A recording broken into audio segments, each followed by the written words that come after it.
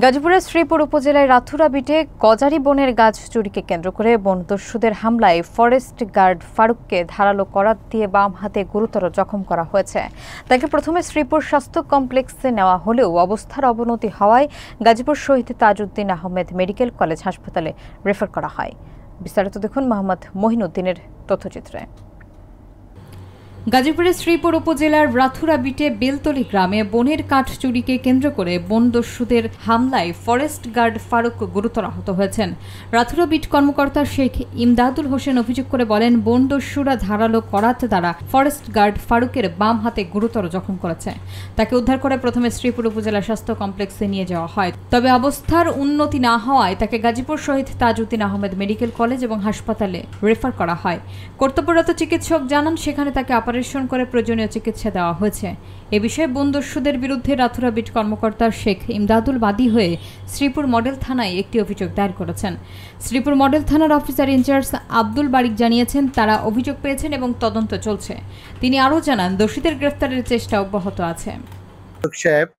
উনি একা ছত্রভঙ্গ হয়ে যায় এবং একটা কাঠের গাড়ি ধরে, সেখানে লোকজন আমরা যেতে যেতেই দেখা যাচ্ছে যে ফারুক সাহেবকে হাতের করার দ্বারা তাদেরকে আঘাত করে এবং গাছ ফেলে রেখে ভ্যান গাড়ি নিয়ে চলে যায়।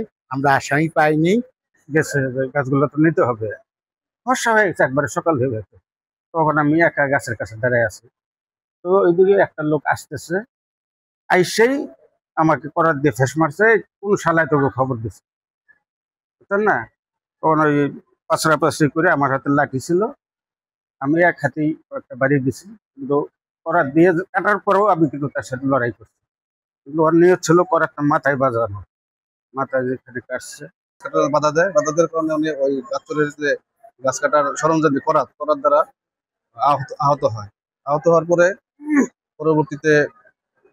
পরবর্তীতে ওনাকে স্থানীয় উপজেলা স্বাস্থ্য কমপ্লেক্সে নিয়ে যাওয়ার পরে ওখান থেকে ওনারা রেফার করে যে না, এটা সম্ভব না, এখানে সম্ভব হচ্ছে না।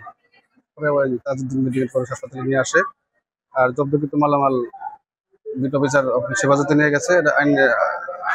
কলেজে আসেন সকালবেলা 26 তারিখ, রোজ 26 তারিখ 8:45-এ আমাদের কাছে রিপোর্ট করে ইমার্জেন্সি বিভাগে।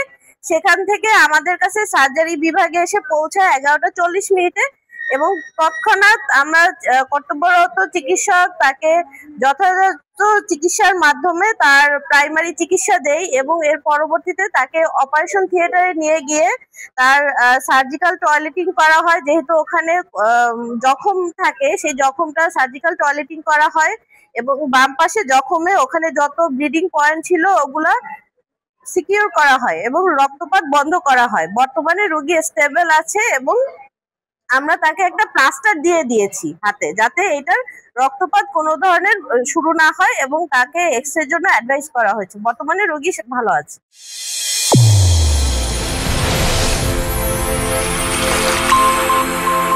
চ্যানেল A1 হৃদয়ের স্পন্দন।